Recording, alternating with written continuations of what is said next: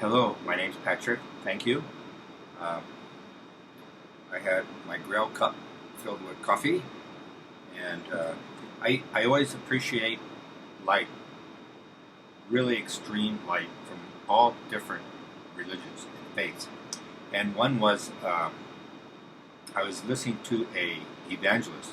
I'm not I'm not a member of any church, but I've been trying to get discipline and glean what's going on. And you find out they're like light workers in all religions. And the darker it is, the religion, the more light workers that go there. And some people uh, they end up in prison. A lot of light workers ended up in prison in some of these countries that are very tight. You can't express yourself. So they have it worse than we do, in a way. And that's hard to believe, but it is. So I dowsed. One of my relatives wrote a book a long time ago, and it was along the lines of it's the idea of simultaneous lives, and that's probably true. You're probably and that's why you always get bleep throughs. One of your other lives is affecting you, and things like that. And then you got an oversoul that's trying to control everything of all these souls that it has. Maybe it has like 5 or 6 souls, something like that. And it gets murky. And that's why these avatars come down and they try to reestablish a connection behind this electronic fence, the spiritual fence, the demonic fence that prevents us from talking to our own self. Because when they talk about the chakras, well, you got more. It keeps going. There's more. And they keep trying to cut it off. And, drugs and alcohol are just one way they cut it off. They cut it off with all sorts of addictions, and more than that, the rules of society. I always thought one rule that was evident was property tax. Something you don't really think about, but it forces you to have an income and engage in the world all the time. You have to keep bringing in income to pay the property tax. And it's more, water bill, sewer bill in our country, electric bill. Well, it starts adding up that you really got to work a lot just to break even. And being a renter or an owner, it doesn't matter. And so that's just an example of how they force you to react in a certain way. St. Francis of Assisi, what did he do? Well, his father was relatively wealthy, and he was a bit of a playboy. And when he he had an epiphany along the way, especially with the animals, and he basically gave up his wealth, gave up an inheritance, and he went and lived in the wilderness. And he was preaching poverty in essence, and that's why the Franciscans have this vow of poverty. And in Christianity, always appears a vow of poverty to keep things simple. And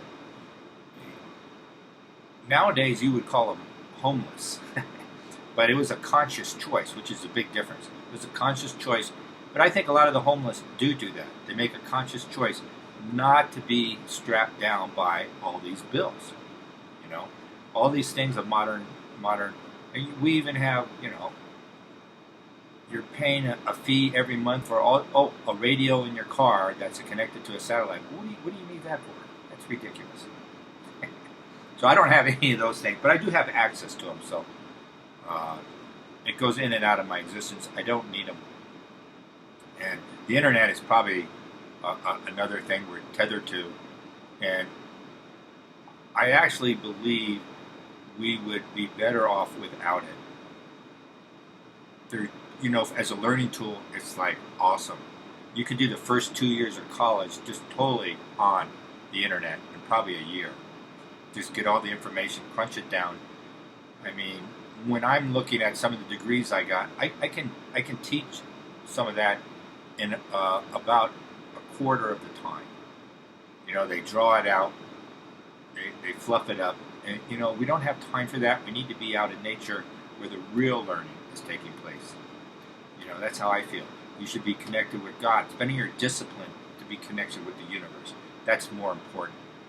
And people who practice prayers and meditation and listen to Gregorian chant.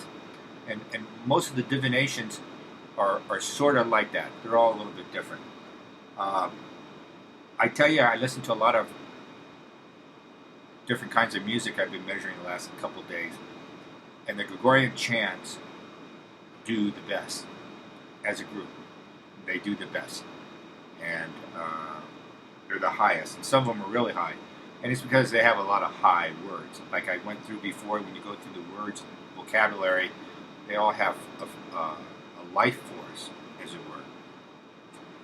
And the people that control us, or try to rule us, they know that. And that's why they design words and labels in such a way as to lower our frequency and vibration, our life force.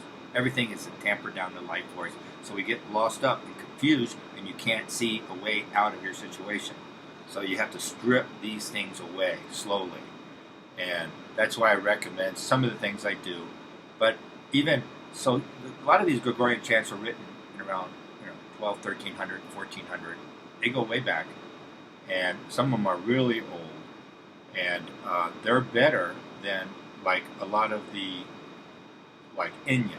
Remember Enya? She was like a new agey thing in like the 80s. Nice music, really hauntingly nice. I like it. I think it's very good. But a Gregorian chant is triple the life force. Triple. Why? Primarily the intention. The intention is two things. The Gregorian chant is to move you into another space. So together as a group, in your church, or whatever, you're moving into that higher vibration. And because you're in a group, you're moving into a higher vibration. The second is you're singing. What's the topic? The topic is they're singing the praise of the highest dimensions. They call it the Father. It's heavenly, the highest dimensions, what we're going for. With a lot of ETs that already live in that dimension. Interesting enough. And things like that. I got off track. I was going to say, there's this idea that's been around for a while that we're no longer in the reincarnation cycle. I can see my lips are off the audio. Probably the hard drive's filled up. But I'm going to keep talking. And so we're no longer doing reincarnation. It's not required. It's not mandatory when you die to be reincarnated. And that's been since 2000. Since 2000. Everybody is born since then. They did it willingly. They volunteered.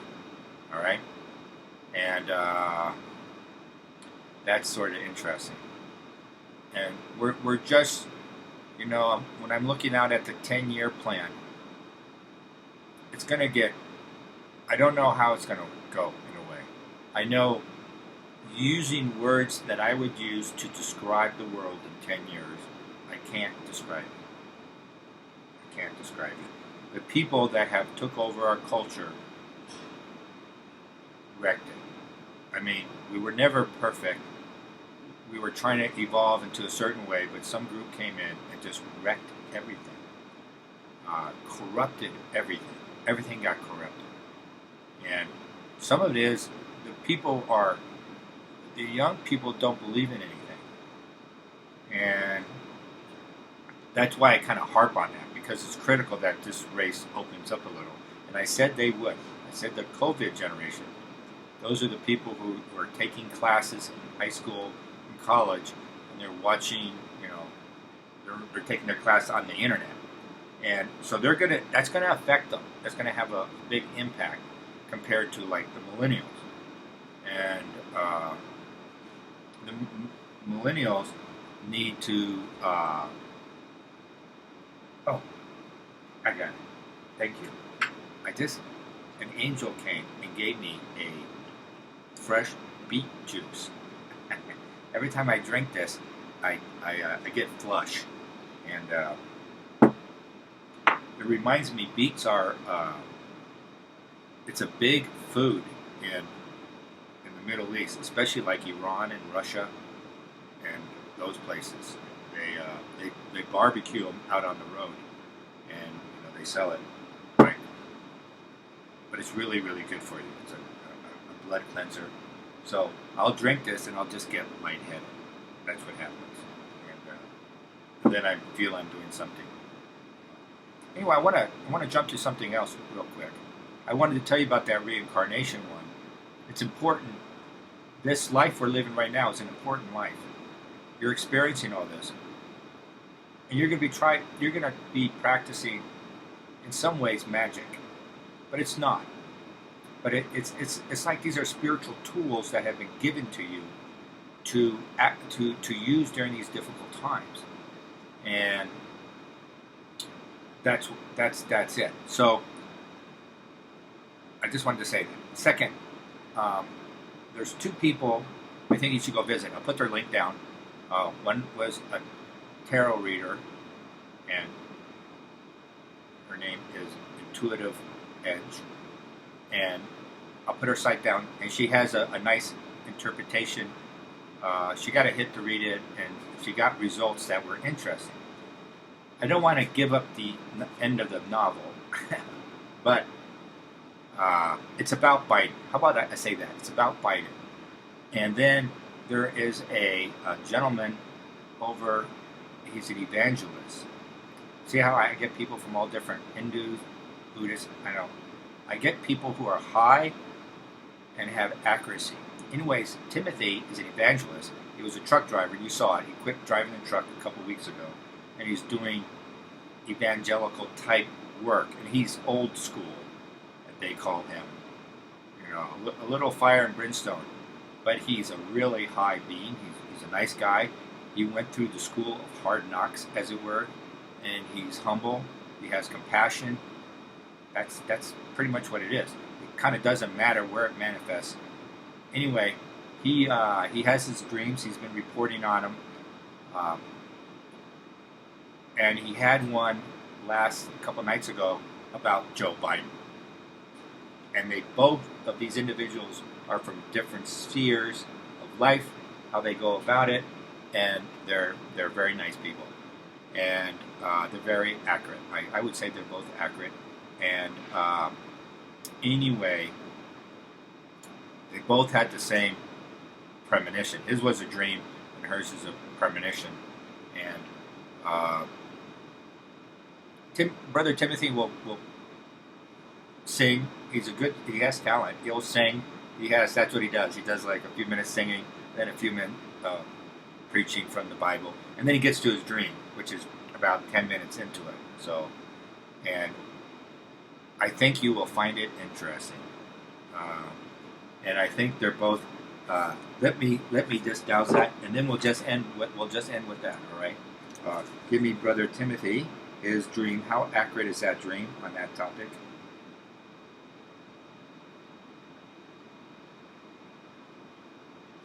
He's about 95%, and the other one, Intuitive Edge, on the same topic. Yeah, it's the same thing. They're both. It's real accurate, both of them. So, how does that impact? How does that impact us? And this idea, it could throw. I think Brother Tim, is going to throw everything off. It's going to throw the timeline of this Luciferian takeover, the satanic takeover. It's going to throw their schedule off. And does it mean Trump is going to come back right at that moment? Maybe not. Maybe there's going to be a big upheaval. Anyway, that's it. So just feel good. You don't have to come back in reincarnation. And that's a big change for a lot of people. And it was really a curse on humanity, the mandatory reincarnation. It was a curse because they made this such a evil place, and it wasn't supposed to be like that. And when you go and read about the, Lemuria and Atlanta, is Atlanteans, Atlantis. I have Atlantis, and I've done it a couple of times. I keep getting off South America in the Pacific. And then some of it is on South America. It's on the land as well, like the Pillars of Hercules and stuff. So we don't, and also Atlantis was all over the world. They had colonies all over the world. So picking a location is difficult. It's really, we have such a limited scope and of the grandeur that it was. It was just, so we'll probably go back to something like that, and everybody's going to be better off. This whole human experience was just, it was a learning. It was learning. We grew. We're going to become stronger. Now we have to go into a period of basically 1,000 years of healing.